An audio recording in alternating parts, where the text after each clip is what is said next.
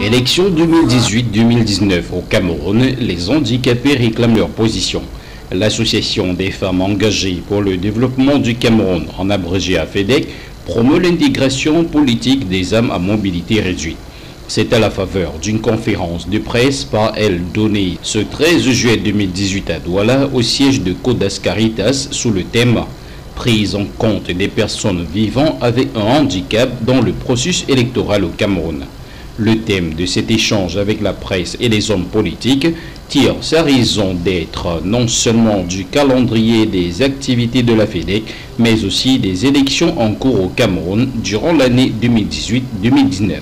Au lendemain de la convocation du corps électoral et de la déclaration de plusieurs candidatures, y compris le président national du RDPC, les handicapés, sous la coordination du professeur Jean Gatti, se sont plaints de 5 problèmes majeurs. Les obstacles architecturaux, bureaux inaccessibles aux handicapés, l'influence des mentalités environnementales et bien d'autres. Bon, en ce qui concerne les élections au Cameroun, les personnes handicapées, on rencontre beaucoup les obstacles. Sur le plan architectural, social. Bon, par exemple, les bâtiments parfois sont conçus, ne sont pas accessibles aux personnes handicapées.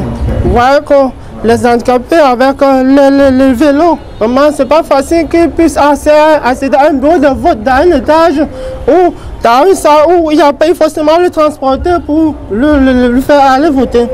Et aussi, certaines mesures ne sont parfois placées à une hauteur de sorte qu'il est difficile pour un handicapé sur un vélo de placer la main pour pouvoir mettre son bulletin dans l'une. Voilà un problème important. Nous amenons, il y a aussi les sous. Non pas le plus souvent accès à l'information. La communication des signes, la télévision n'y tient pas vraiment beaucoup compte. L'intégration des sous à travers la communication des sous, les dessins. Bon, nous invitons alors les partis politiques, à travers l'événement, nous invitons les partis politiques et surtout la commission d'organisation des élections et les cas de pouvoir prendre en considération le handicap dans l'organisation des élections.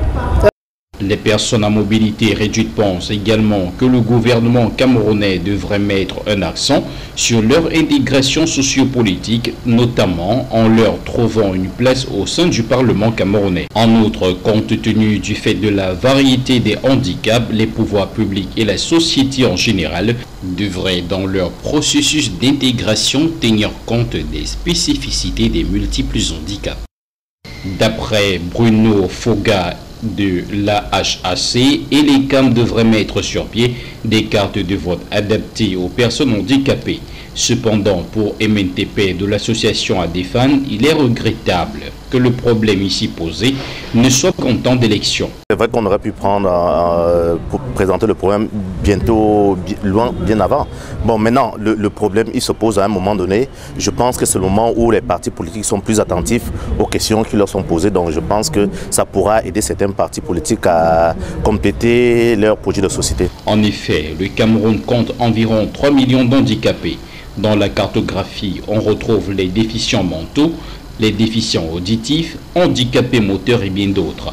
Cette tranche de la société sous-valorisée en temps réel, qui ne demande qu'à s'intégrer au même titre que les personnes valides, interpelle les hommes politiques et la société tout entière à se déployer davantage pour leur cause. Cet échange avec la presse a réuni un panel important constitué de l'association Œil et la Main, l'association Adefan, l'association AHAC et bien d'autres.